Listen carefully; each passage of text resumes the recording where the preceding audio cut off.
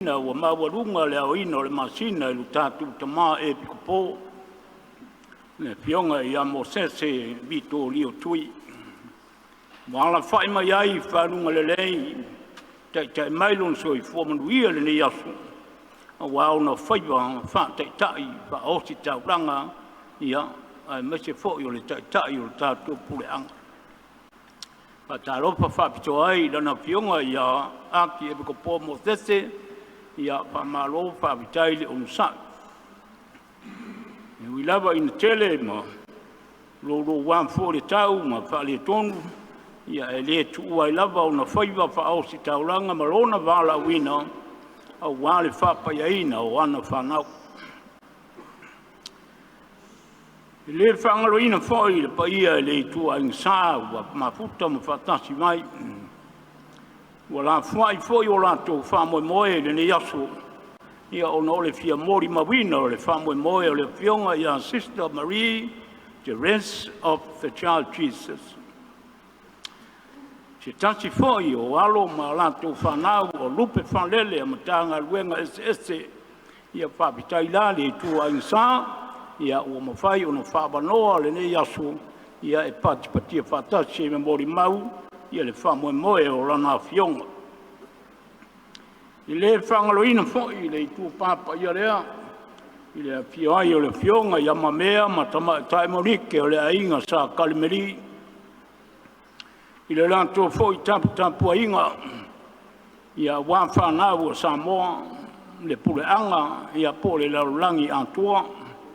E la tātou mon mawina, se tasi o tani o lātou te tano, e ala i le whainga o boto amata o se tasi o Taitai, ia e ala i lona wala wina, ia ma le tāpena pena tuai i lona tofinga. I le whangaloina fo i la le whantalofa ma whapelo ai whapitoa, e la Afioga Sister Marie, Therese of the Child Jesus, pa malo whapitai lo onsai ma le whilinga, whapitai le tauibi. Ia le lava wa solonga le lei, o tātou whalonga fo i tala mata o fie, ia whapitai le tua i lana wala au, e siri o na whapitai iantu oe, ona o lau tari atu ioi. E wa fionga le te whono, ia, ma le lavaloa le mitanga alwenga i ona tupu ma ona e pale tua mtauti sa wao, ma le malosti o le ekalistia, ia mese fo le whanau se o lawa se tama mea, ia pa talo whatu, pelo iantu whapitoa. A fia mai o le tua le au no pawotu le Afioga i tamate sa, au ti akona ma whaletua, ia, ma le laualoa le nu o le tua, e mese o le ainga sa ena, ia o ainga i o sista, ia whapitai le a fia mai, e mori mau i lau tō lupe whanele, ia ma tapua i ona whaiba, ma lona wala wina, a maise o lona tofi, ia whatau nuu i lea lofa ma leanga le leo lea tua o ia me uma, ia e wha moe le tātou tapua i ma le tatalo. E nuu whamisteri o lea tua, ia whapitai ia te utou le ne yasu. Le o tātou iai whatasi le nei no fuanga Paia, ia ona ore mori mawina, ia ma le tapua inga o whaiwa, ma le alo antu o sista mo ana boto mo mua a mata o lona bala wina ma lona tufinga. Ia whamanuia le tua ia te ia whamanuia fo le tua ia te utou, maise o le Taitai o le Sauniga, ia lona malosi ma le onusai, e whapa iai lana whanau i o lātou wala wina, ia manuia le tātou Sauniga.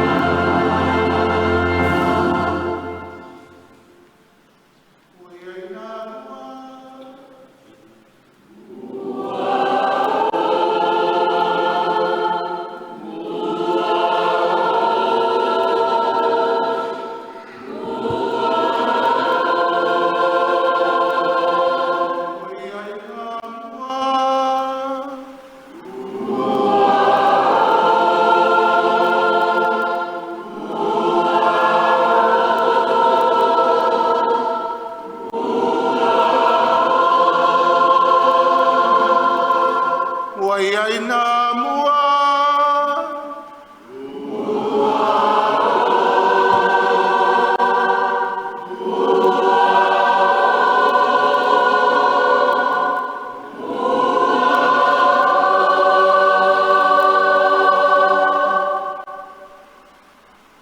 Le swafol tama, malealo, maleanganga paia. Ia fatasi le lima oto. Saula ia ne yaso na faia le li, tātou te oli mimita ma fia fiai. Le aso tau tino ai e le Taitai sa, Sister Mary Therese, saule atua, saule anganga Paia Afio mai, lo tātou silsile se o au lea. E vatu lo wola mo oe, e vae malima, e nofo tatalo a wale puleanga, a wa Samoa, a wale a inga malenu.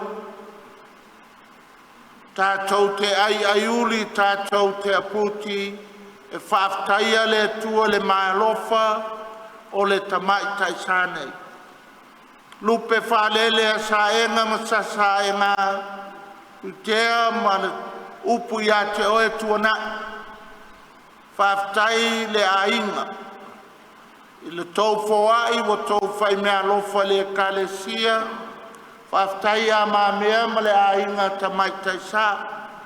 Whaafai lele. Nurtured, fashioned and molded to what sister is today. Ia, mai la ia kākou. Whai ele ngei ma le nganga fia e ori. Whai atu le atua e sau. A matamea o ngā tutonu e fōlau ma sister. Au avatu lo na ola le nei aso tāua le kalesia. O le molinga o Yesu le manu, e lona tina ma lona tama, o le molinga foi leo tātou taitotas, whamanatu ai lo tātou baptisonga ma lo tātou kofi di masio, whaafou le nei aso le nei taulanga Paia, tātou whaiatu le tua sau, whaafou oe, whaafou tātou, momoli, toi momoli, ma toi momoli. Lo tātou tamali anga e vae malima mo le atua malana tala le. Ia pangalea. E le so o le tito le atua e le awa ulpale sa tātou mawhai. Sa tātou tau mawhainga. E mo mia lo tātou whaatangsia o lana kalasia e whaamangalo ai oe ma. Whaamangalo sister. Ia loto toa, e maua le whaafaunga, e watu lona soifua, mo le atua i aso uma. Ia, tātou to ele ma whato ese mfono le atua e whaamangalo i tātou.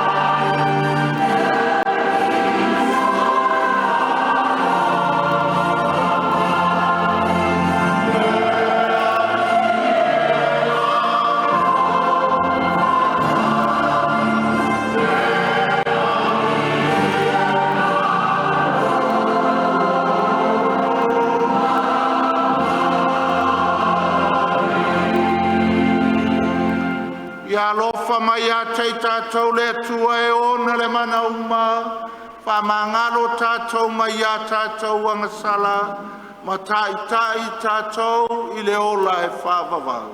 Amen. O le vinga e le atua i mea au pito alu.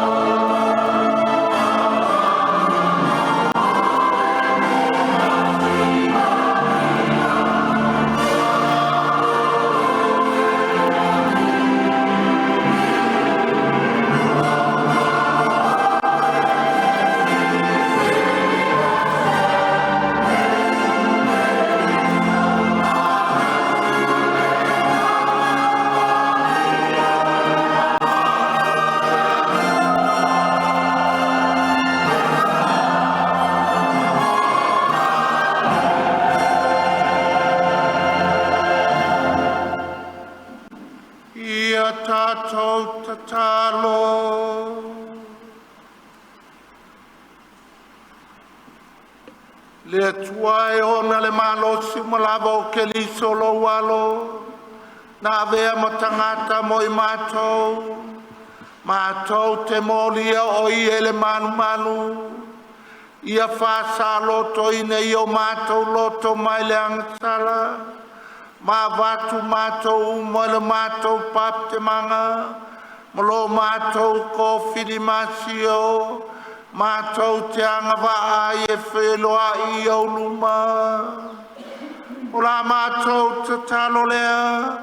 O no keli solo mātou ali.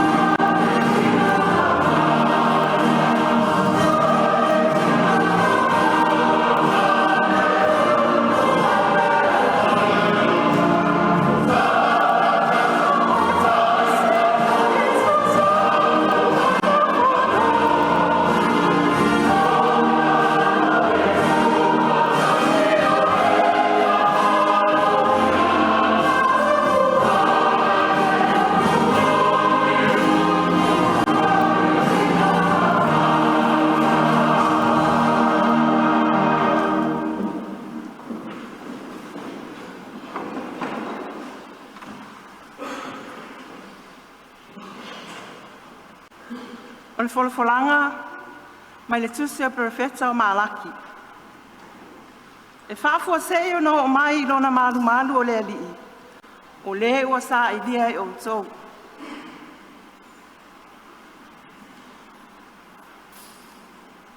Pauta o te tui nā atu lau sāwali. Nā te sauni le ala I o luma. E whafua se foi no o mai lona malu malu o le alii. O le ua sa idea I o tau. O le angelu lava lea o le whenga inga. O le ua o tau nau nau iai. Whauta e a fio mai lava o ia. Ua wheta lai mai iai le ali I o au. A o ai se na te lava tali le asolo na fio mai. O ai fo I se na te tūlai. Pe a whaadia mai o ia. A wā o ia. E tusa fo I male mōri a le tā ofu. E tusa male afi a le tunu auro. E tusa fo I male mōri a le tā ofu. E nofo o ia. O le tunu ma whaama mai le a rio. Na te whaama mai ina le whanau ngā levi. Na te whaatea ese fo I le aile ele ia te I lātou. E peo le auro ma le a rio. Lātou te avatua I le ali le taulanga. E whai le ami o tonu. O na maalia I le alii, o le taulanga a Utah ma Jerusalema. E pei o le aso o le vavau. E pei o tausanga na mua. O le upu a le alii.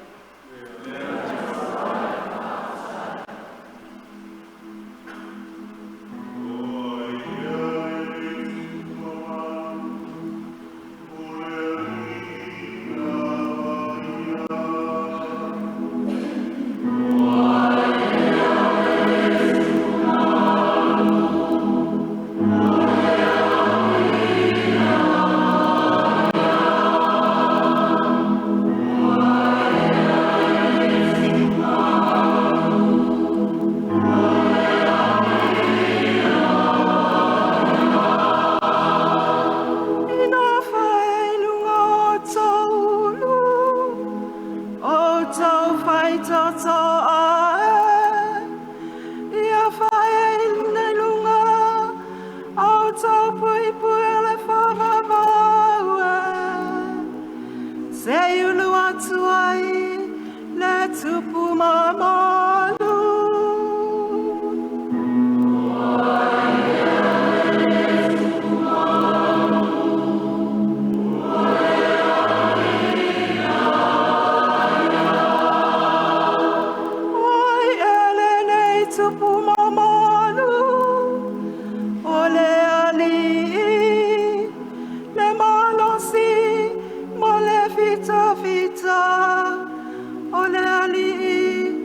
Fita fita ile tawa.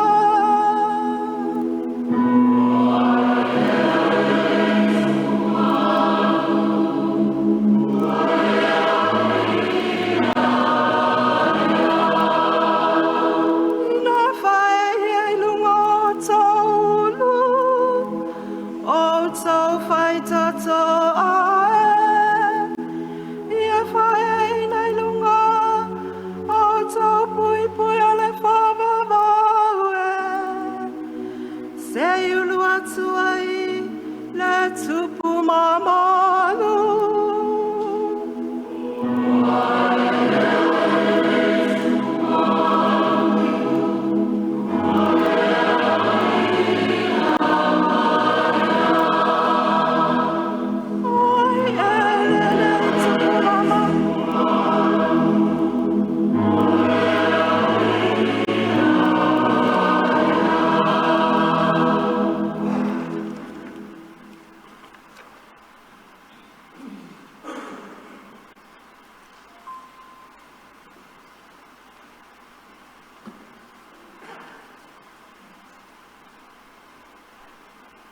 Lua forflanga, tātou tuma maile tu se e peru. E peru lam tā upelua, o te fola ina e lona whai ipo e se fulu mai wha wauri se fulu mai walu. O le matua, wa tatau ina avea o ia whapei o na uso, I mea o malawa. O le nei, ina wai ai le whanau, le tino tangata ola, na whaapea foi, wai ai a te ia, na ia whaamatia ia, I lona maliu, o le wai ai le malo, e o ti ai, o le ti a polo lea. Ma tu saunoa ina ai I la tau uma, o e na whaapolonga ina, I o la tau o langa uma, ona o le matau I le oti. Awa e moni, e le soani o ia I angelu. Peita iane, o le whanau a apre amo, o loo soani o ia I ai. O le mea lea e te tawai, na ia avea o ia whapei o na uso I mea o malawa.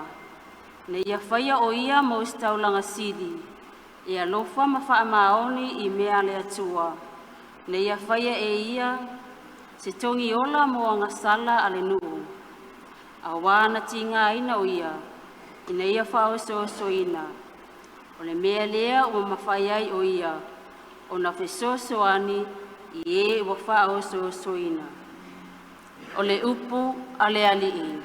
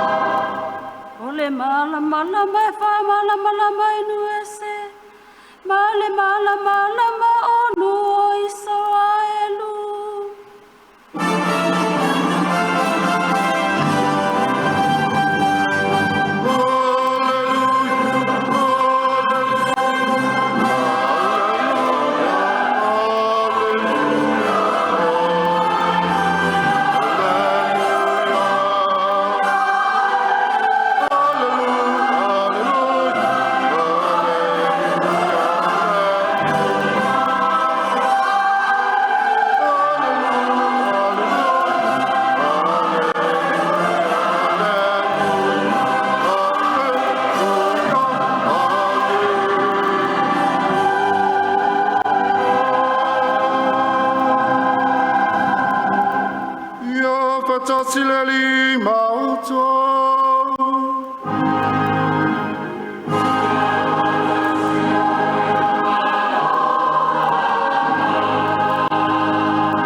Le folanga mai le wilia Paia luka.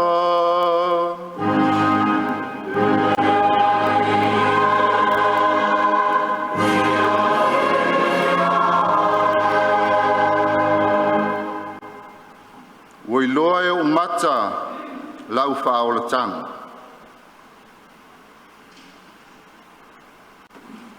Wa toa na aso le wha maina o ia. E tu samale tu la fona Mose. O na lau maile ia te ia Yerusalema. E tu ina atu ai I luma o leli. E peo na tu sia ele tu la fona o leli. O tamatane ulumatua uma. Ta ue la tau e Paia mo leli. E watu fo le taulaga pe ona fai mai ai le tulafono leli. O le ulunga manutangi po tamai lupe lua fua. Whauta foi sa Yerusalema le tangata ingoa ia Simeona. O le tangata ami o tonu o ia ma le ami o atua. Sa whataltali atu o ia I le whama whanawhanaina o Israel. Wilunga ia te ia le anganga Paia, wa uma ona whaalia ia te ia le anganga Paia. Nā te le iloa le oti, se ia mua iloa atu le ke wiso le li. O le anganga wai o ia I le malu malu, wa umai le tama Yesu e ona mātua, ia la whaia ia te ia, whapei ona te tau le tulafono. Ona sa Paia le e ia I ona lima, wa vivi atu I le atua ua whape atu. Lea li e te tuina atu nei lau au auna, ia alu mare manuia, pei o lau o fiong. A wāua I loe o mata lau wha o le tanga. Wa e saunia I luma o nu umalava, o le malamalama e wha malamalama ai nu ese, mare mamalu o lo nu o Israel. Wofo lava lona tama ma lona tina I mea ua tā ua ia te ia. Ua whamani atu Simeona ia te la ua. Ua whai atu fo ia Maria lona tina. Whauta, ua tūle tamanei e pā uai ma toi tutu ai tangata I tō tele o Israel. E whai fo I ma whai longa e Taulaga ina. E tu ia fo I lo lava loto I ati le pelo. Ina ia whaalia mai ai manatu tangata e tō tele. Sa iai fo le perfeta fine o ana o le a fine o Fanuelu o le tu a ingo a Asera. O lo matua o ia sa lana nofo malana tane I tausanga e fitu, talu ina o tau pou. A ua oti lana tane, o na tausanga ua tusa ma le valunga fulu ma le wha. E le ialu e se ia I le malu malu, a ua auna o ia I le tua I ana pongi ma talu sanga I le au ma le pongi. O le lawa I tu aso ua sauai o ia ua whaftai atu I le tua, ma tautala ia te ia I tangata o malava, e na whatali atu le tongiola I Jerusalem. Wa umana whaia I la ua mea uma e te tau I le tulafono le li. Ona whai atu lea I Galileia, I la ua ai o Nazareta. Wa tupu le tama ma ua malosi lo na loto. Wa tumu le poto, ua ia te ia fo I le alofa o le atua. O le tala le leia le li.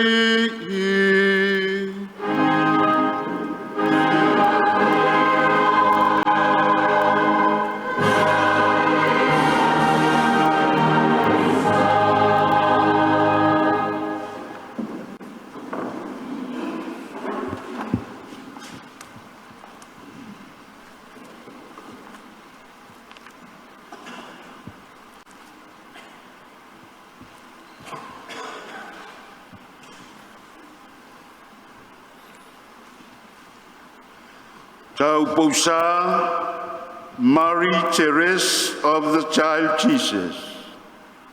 Le alie wa e vala awina au o a aule nei. Le afine peleina le ase mea e te whatonga toi le tua malana e kalesia. O te tangi atu I le alofa muti vale o le atua. Mo le nofo mativa o le itu ainga. Ma le mafutanga whaawo o tauposa. O le nei mo Naseri o Iosefo Paia a Pia. O tauposa mo Nike. O le itu ainga o le taupo Paia o Maria. O le maunga o Karameli. Taitai le atua.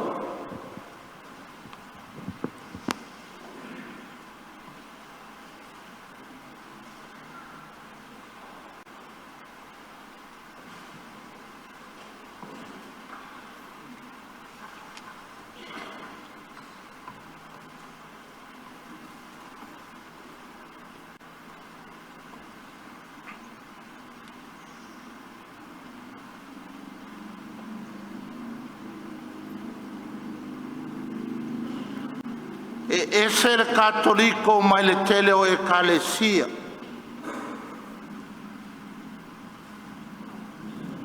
O tato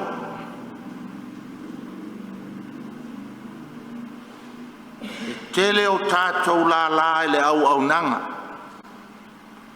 Tele vai malima mo le atua ma le tala le lei. E iai tato sosoani e iai tātou ti a kono, e iai tātou tāpousa, e iai foi le ai iuli ma le whātama soali I a whelela, e iai le au os taulanga, e tele manga o le whainga o le tātou, vai malima mo le tala le lei. Amu ia foi tātou le nei tausanga, a mata le fai mea alofa le atua. O lea lava e maua le. Alo ma whanau e ofo latou soifua mo le ekalesia.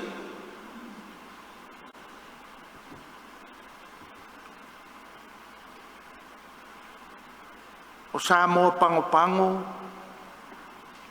kwa intrapo ai vocations. O la e kausa ili mai a upolum savai, po le whaapureanga Akiepikopo Samoa Paia lofa. Ia wos kaulanga o ngi kamai kaisa. E wha au ale kuar kako puleanga. E mo ia wa ko ngao le au no fovoto, a le lava e fua mai. Pe yo le ngei kai au fou.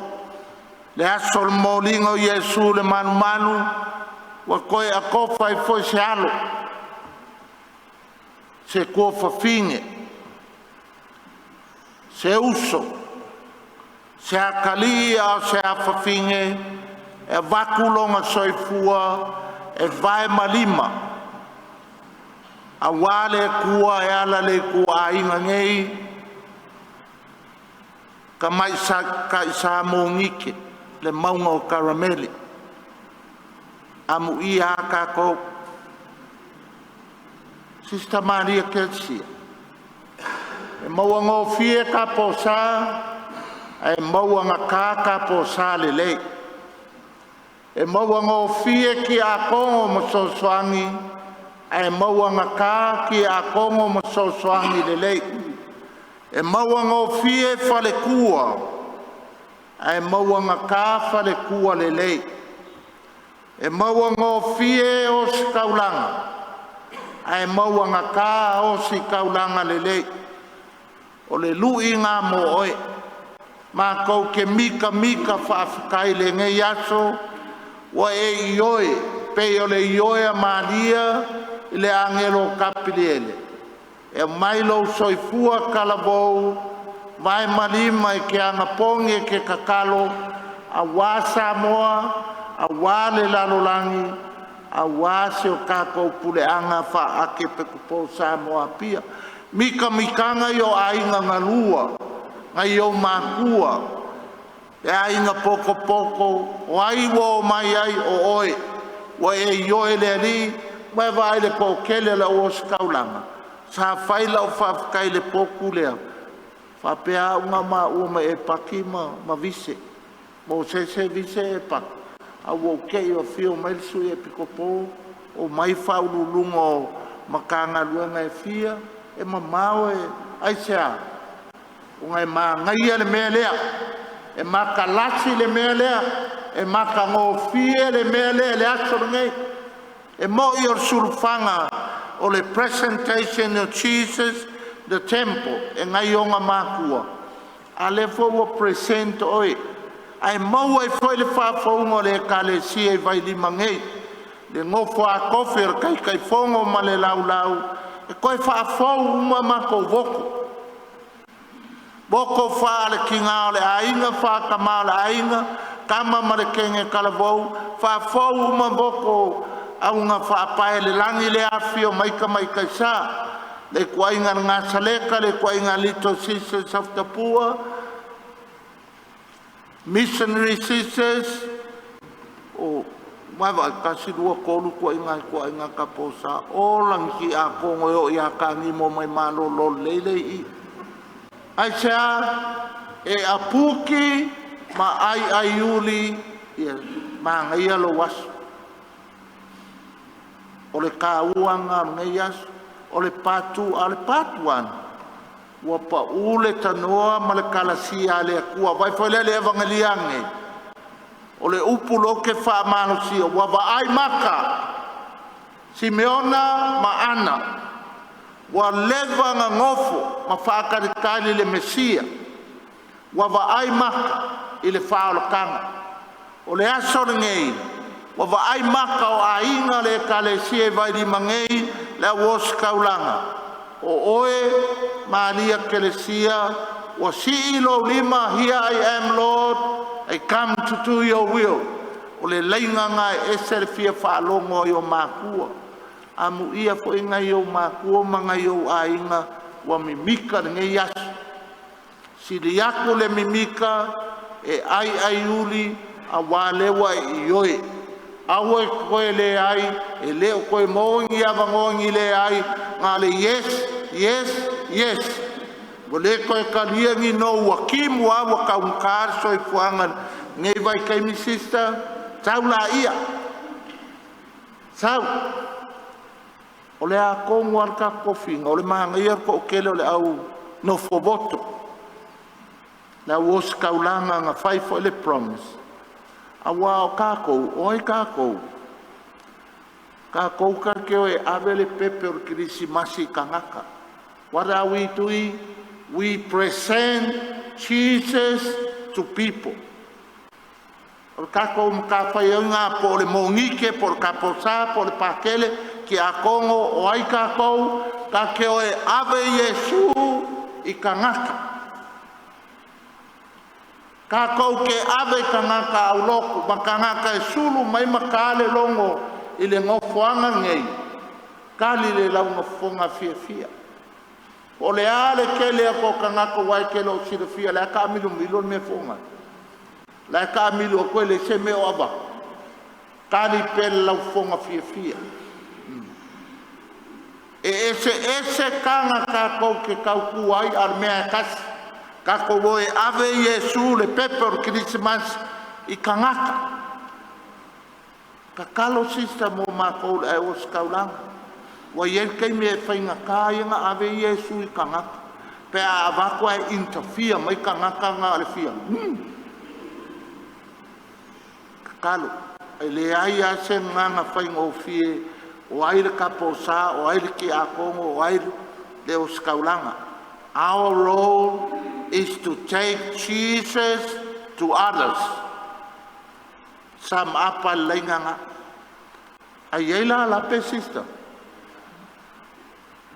Elem fenka ko oe ave Yesu iskangaka if we don't have it. That's the punchline. Elem fainga lakpa kelor ki a kongol farkuor sosoangi ave Yesu langa auloku langa onga sala o kalmisafa nga wa Maria pe ale ola de pepelai.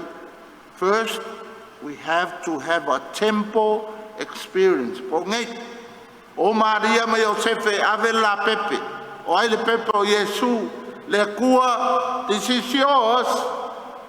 This is yours, whaonga.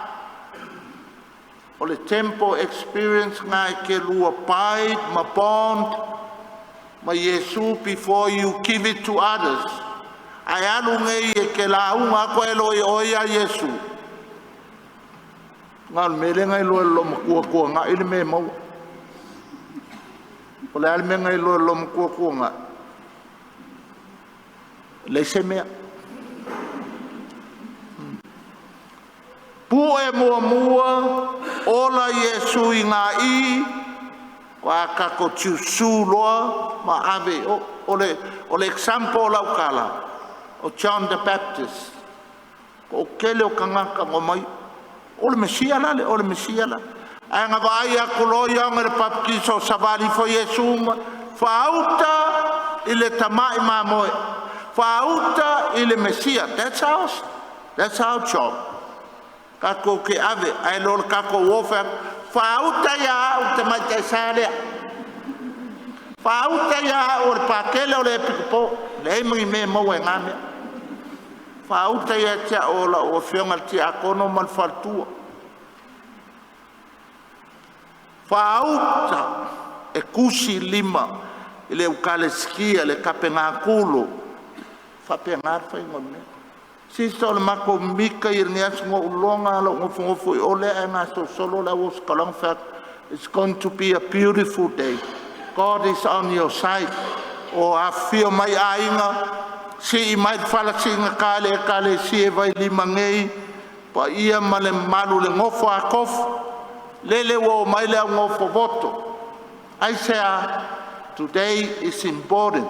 Yes, or the feast of the presentation o Yesu, ai le koe ola e le mele prese, e o I, o le ase o onga ngei aso mo kako. O le fo e koe whaafou ale kako presentation. Koe vaku o e whalkua o kaposa o le o skaulanga le kua. Le wa maka lua o lua ongo. Whapaia Sister Maria Telesia. Whapaia fo ya. Wala ue kako pe mika, we got our papkemanga, kako confirmasio, that's our passport. Kako ke o ai fai whafonga le whafonge. Ia o mamanga sister, a mai Yesu I, e ke kalangoi ka ngaka e Afio mai poku e lua lai ole. E mangongi Yesu lau kala, e kilo maka o ka ngaka pe o Simeonga maanga, e vai ako o kapo sale leilea. Ia, walava ia upu ala. Koe suile pe la failo le kau ki ngonga o voto. Sua folta maa le alo male nganga Paia.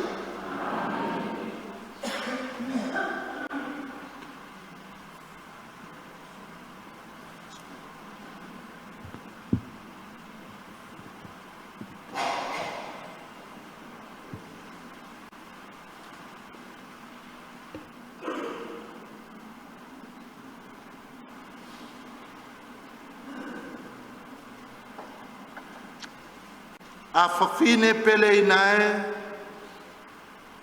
wa uma o na whapaia o ina o le tautua i le atua, ai le vai maleanganga. Maleanganga Paia. Pe wa tonu i lo loto i sanga fusfusia o i a te ia, i se no tanga fou, o le tautinonga whale utoa inga no fovoto, whapei o tapo Samonike, o le tuainga o le taupau Paia o Maria o le maunga o Karameli. Ioe, o loto moni lea. Maria Therese, lo mna o e fia mulimuli a totoi a keliso, pa o tonu lo loto te ola le loto mama, o le manuia o le malo le langi, e te filfilia se o langa o le makiva, ma mamoli ai le taulanga o le ustai. Ioe, o loto moni lea. Maria Therese, pe o tonu lo loto te ola, mo le atua e to tasilava, i le whalolongo, ma le tatalo tu mau mo le tino, pa misterio keriso, le kalesia au au. Ioe, o loto moni lea. le afine le tua fine. Ia fo iato le tua mamana, ia te oelo na malos, e te whata unuina ai lau tau tinonga. Amen.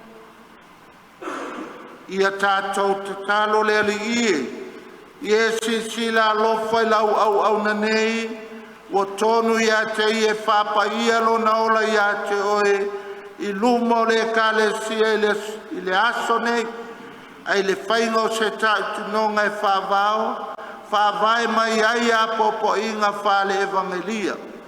Ia lofa ma whailo na o langa o se vi inga i lo suafa, ma ia whātele ina lau fuafuanga lofa mo le nganuenga whaona.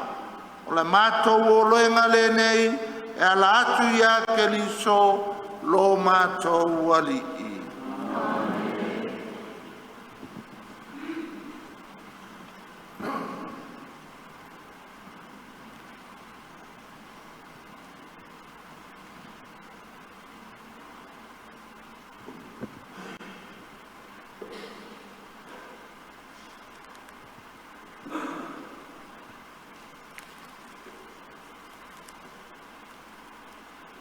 I, Sister Mary Therese of the Child Jesus, desiring to live faithfully with the Blessed Virgin Mary, a life of allegiance to Jesus Christ, with my sisters as witnesses, and in your presence, Mother Maria Elisabetta of Christ, vow to Almighty God for 3 years, chastity, poverty, and obedience, according to the rule and constitutions of the Discalced Nuns of the Order of the Blessed Virgin Mary of Mount Carmel. With my whole heart, I give myself to this religious institute, restored by Saint Therese, to seek perfect charity in the service of our Mother the Church. By the grace of the Holy Spirit and the help of the Mother of God, through constant prayer and evangelical self-denial, and to give eternal glory to the Most Holy Trinity.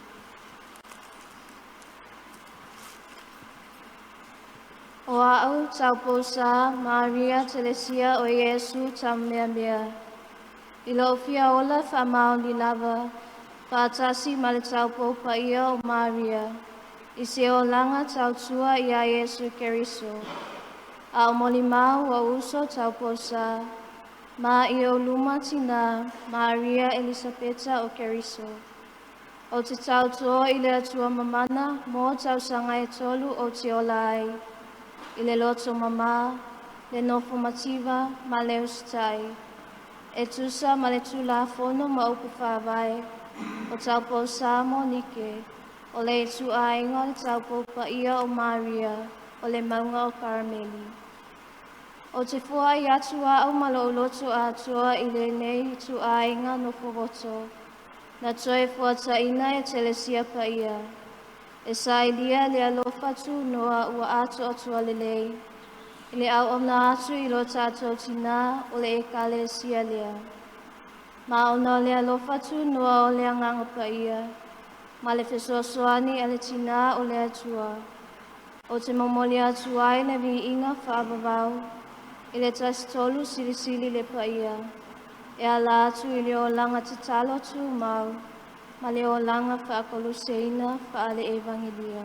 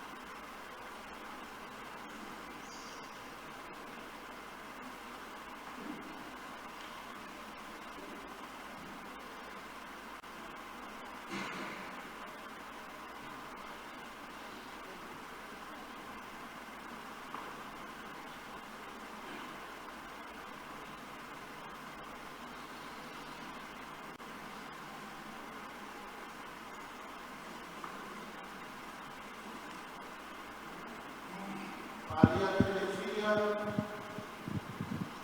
Maria Letua, Mono, Paia, e Paia, Nui, Paola, e Papoio, Maria, Yagando, Rama, Moia, Moia, Oina, Pamao, Lona, Win, Yabria, Oia, Saco, Nimoni, Sama, Melifa, Maria Teresia, Maria.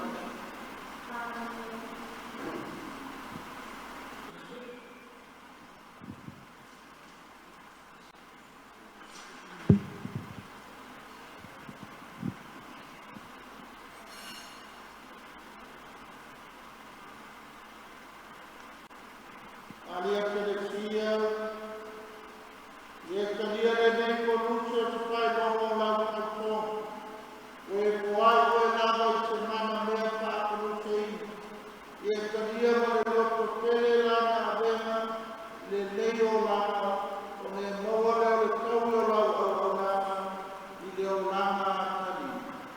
Amen.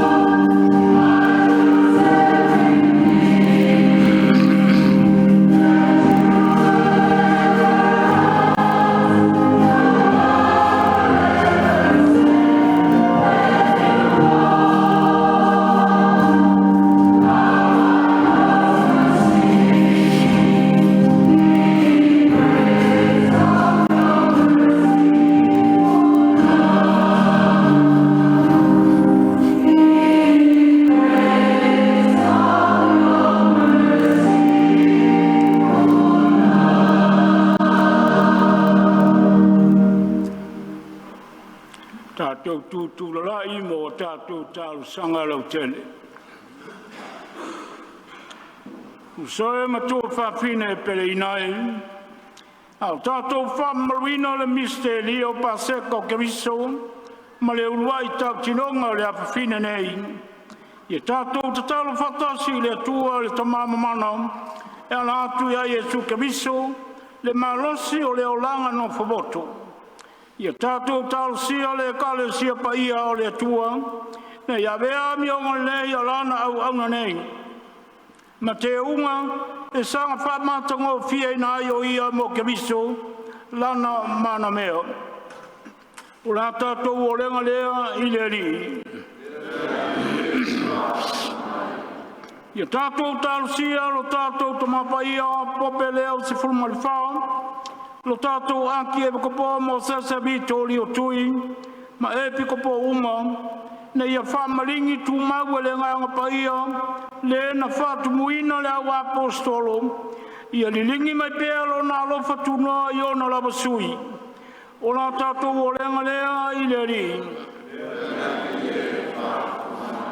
Ia tātou tatalo mo le file mu, ma le whalo tanga o le lalolangi, na ia bea tangata no whaboto uma, o ni sabali ma au au no le file mu ke viso.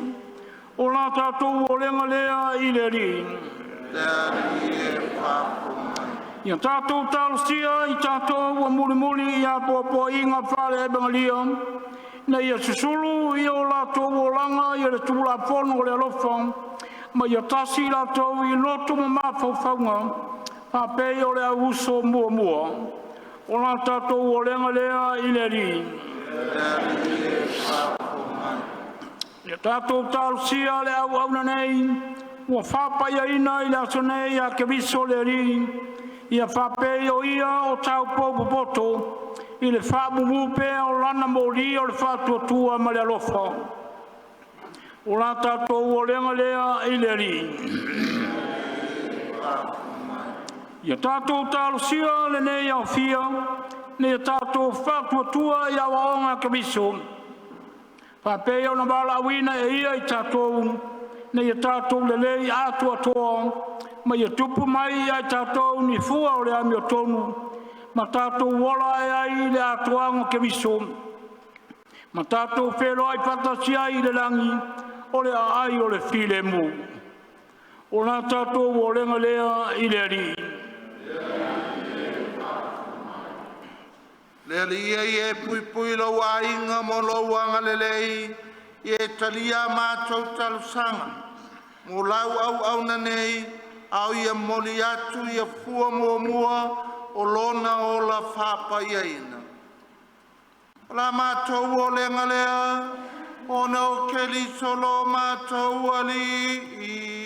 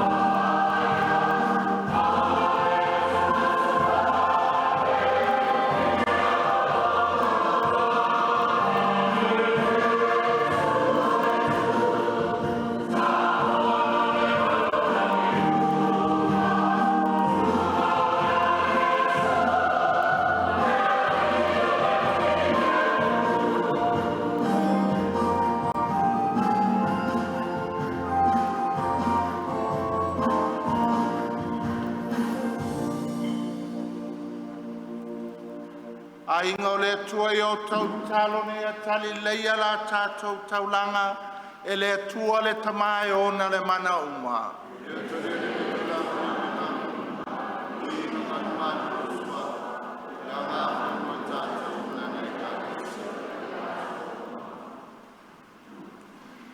Le alie e talia me alofo mori atua lo nuu ma le fia fia. Ona le whāti nongo lo whingalo lo walo, na mōlia o ia e ave le tamai mamoe, e le aiso na ila mo le ola o lalang. O la mātou talo le ona o keliso, lo mātou ali.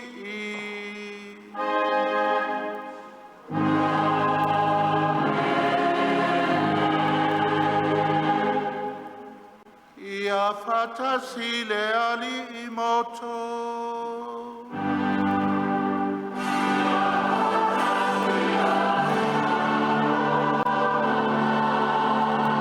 Ina sia io toloto.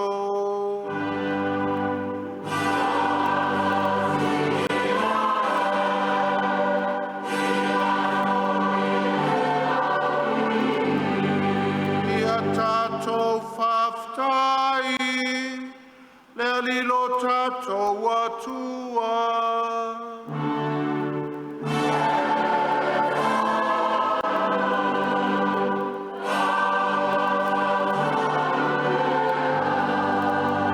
Le tamau le atua soifua whawau e o le malo simalava. Mita mitanga whaia e moe mātou le whaftai ato e ala ia ke liso lo mātou ali. O le aso nei, o lo walo. Awai le mamalu e whamau, na momoli ina le malu malu, ma whaalia e le anganga Paia, o ia le mamalu o Israelu, o ia le malamalama o atunu uma. Fia fia o mātou loto o ai ma vaai le whaolatanga, ia i nei o na mātou whātasi mangelo, ma au Paia uma, vi atu lovi inga e whaavavau.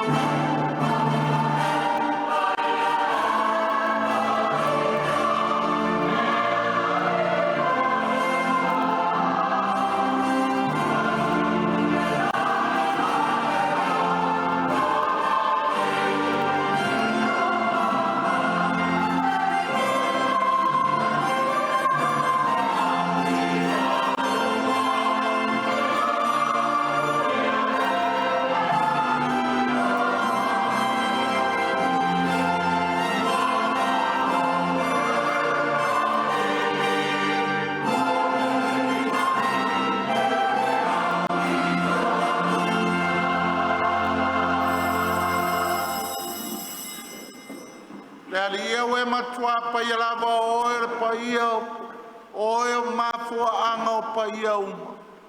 Awina mai lo wanganga e wha Paia ni mea lofu. Avea i la tō mo i mātou o le tino ma le toto o lo mātou wali o Yesu Keliso.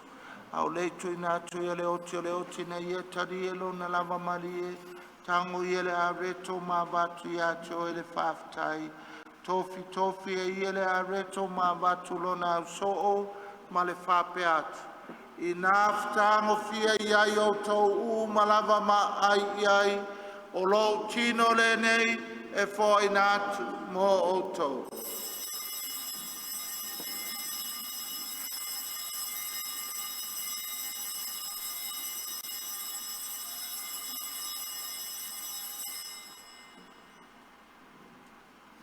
Mai al tau maftanga ni tango i le ipu, to e watu i ate o le whaftai ma le viinga, tu atu le ipu lo na uso o ma le whape atu.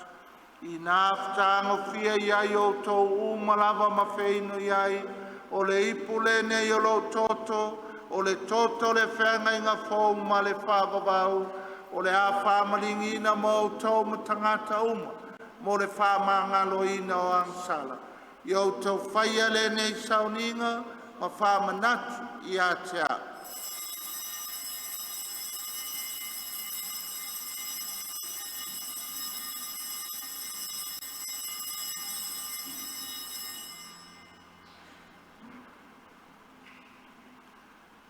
le misteri o le whātua tua.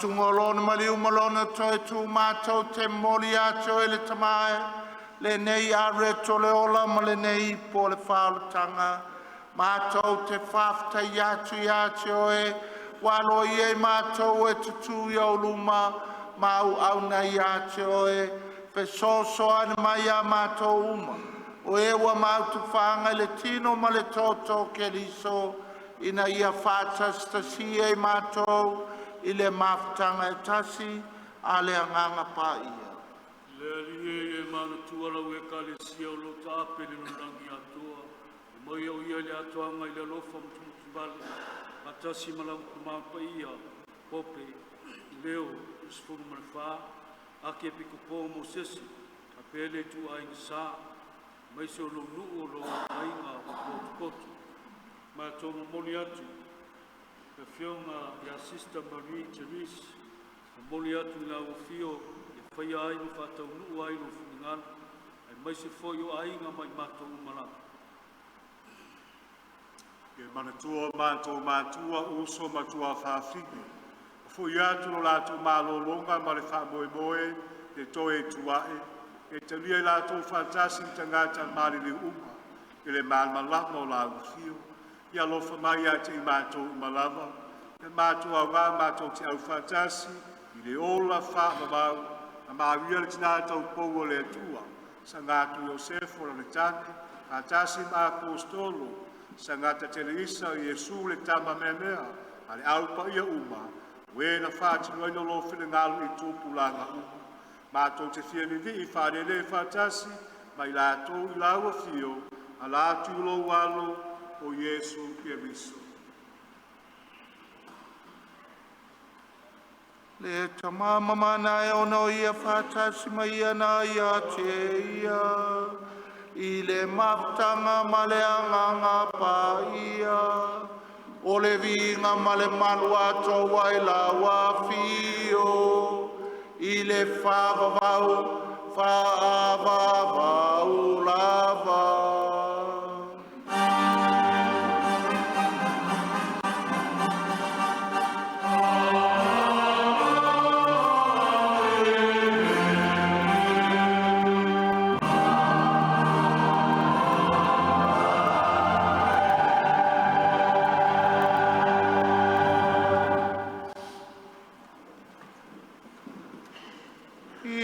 Tātou talo ma le whalangolango le tama, i upunawa o e keliso mo i tātou.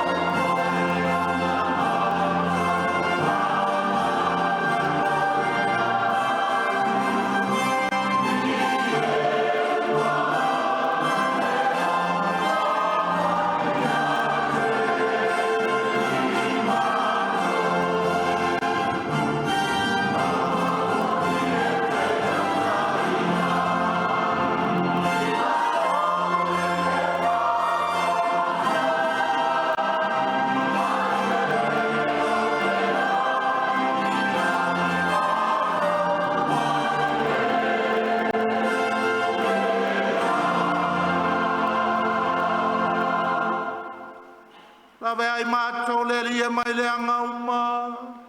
Ma mai a mātou le file mui o mātou aso. I lo ua lofa muti muti vale. Whātau mātou ma le anga sala. Pui pui a mātou mai atu ngalunga uma. A mātou whātartari atu ma le whāmui moe fia fia. O le fia mai o le mātou whaola. O Yesu ke liso.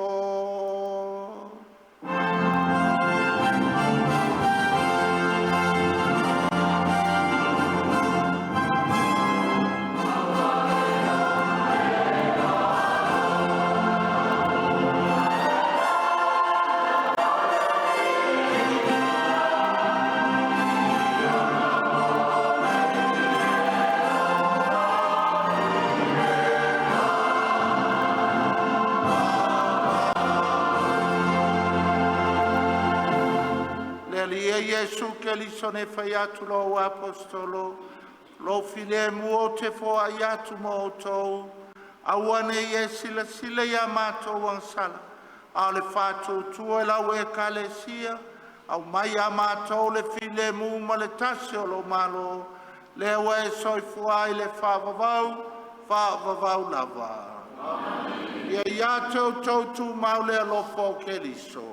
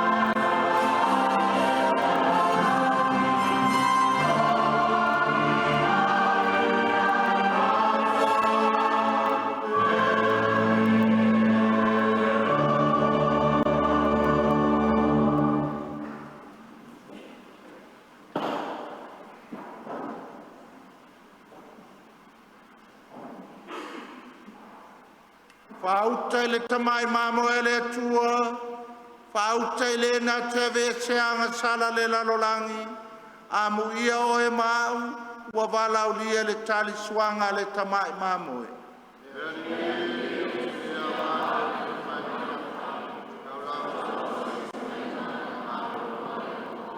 Ve tino ma le toto ke liso e mau e tātou le ola e whawawau.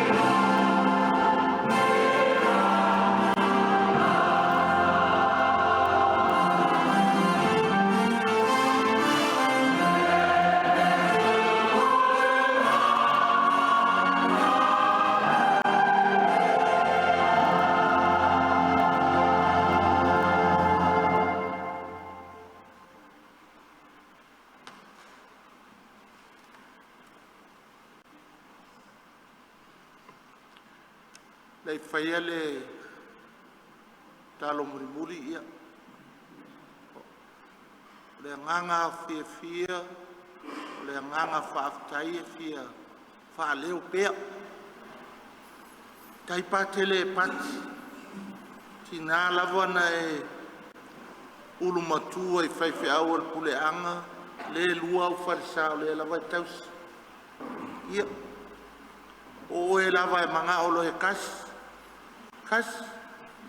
o e whaiwhai o whaiwa manga o al whaalo alo la ua Afioga o lai karunga whaima whaise manu lo ngole ka mo e mai wao ala ngai nyei ia ai whafkai lo alo whai i ki ngā ia le ai ngā ka mai kai sa ki ngā ngā e whamai ka musuka ke alua ngō ka mai kai sa ai fio ki a e pela ko i wa ngofu ala ko fale ale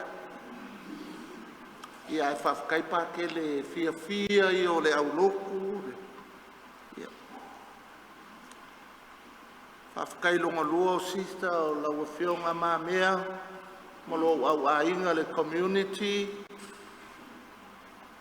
o waru Christ Church o kenge ka kou foi lai ai o foi i o ke langi o kenge ka kou o fotuna o kenge ka kou o kere i o i mongi ke konga o ke lo kenge ka kou foi lai fai a o le maoka le whawhai le ka mai kai sao maalia kalamet le umama ma whaola kwai a ngiusila e lua ia makonga ma fotuna ma o kalenga mai mali mai le Afioga le sui Akiepikopo ia pakele la faele ia ni kamikanga ia ngai aso whafkai ma kua ma ainga le ko au foa i le kalesia le alo lea o le mako ko finge au se akali o se afinge ia ke o kou whafkai le whai kaulanga whafkai foi le kalesia i vai lima ngai e o a o mai ai ngai walaki ale mawalunga o le kawalunga o ngai fale wa levanga male pele mawalunga o le tena le kako o fai pese male o loko male usu a o vi inga e mimika i e mangai e whalongo ai le maunga o Maria Kalameli ia whafkai kai le ki a kongo male wharekua le whaukoe a makarangi kausanga o mamanga ia kai foi mo malanga i o ngalanga o mai ale ko korusa i wa ngalo le o ke manga o e mo fa ma sangi ia mo men ka pa ke le lua i la wori ia lo va fa ko ia nge mo o le ngu me la ke nge ki apskari e ma ko mai mama au fa ko le ke nge ki o fa finge o manga nga mai ngu me la ya o ma ngai le ma ngai o ka pa ko misa even peda ai ngi se o mai foi lá ele uma menina nga o ale la kiki aku ia maku ku o mola uli ia you know ia kako vai malima pe mole ku malang kala lei fafkai ki a kongo ma farkua so swangi farkua ai mai se au nga fa pa ele langi ka mai kai sa o mamanu ai fafkai le fa ngor ko kaimi ia Missionaries of the Faith, Little Sisters of Papua, Sisters of Nazareth, of Kaimo Kesi, Lewa Ave Faola, La Ongai Oi, Ipalawi, Lenga Kala Lasconga, Lenga Fai, Okesi, my Saint Therese, Le Père, a work of Fay Kai, Le Lango Kesi, a Makai Kesi, Ia, Fafkaya sister, Maria, Ia, I message, Sileta Le Alfoai.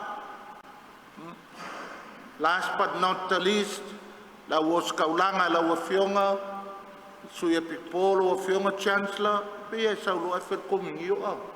Ia pa ke le partasa. Le au pule o makanga luenga fia, mamalu le aso sister ko Afio mai. Ia o kako fongo kai au, o ka fiu e vuli kai fongo, ka una suil kai fongo. Kala ia kulawa kala isawai ka ko fongo se fulu kai au sanga kelsia Yesu tamme mele awa ia ka ko wolo ko ngo saula lo o ka le mangongi le me ai ka ko lo pakia pa le me ai le ka pe ngale ai ia ka ko fie le aso sister kai le ai na pese ia ta tau te talo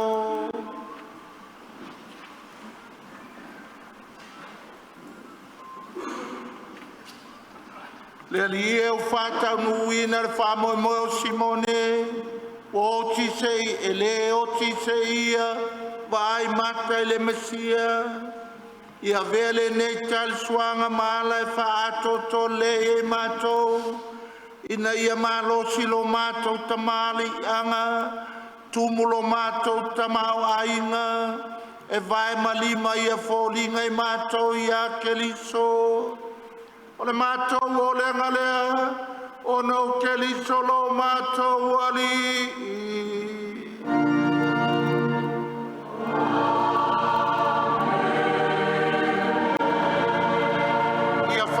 Sile moto ia fa manuia mai le tua e ona le mana uma le tama le alo ma le anganga paia We've got Taulaga now to be on top, but we live in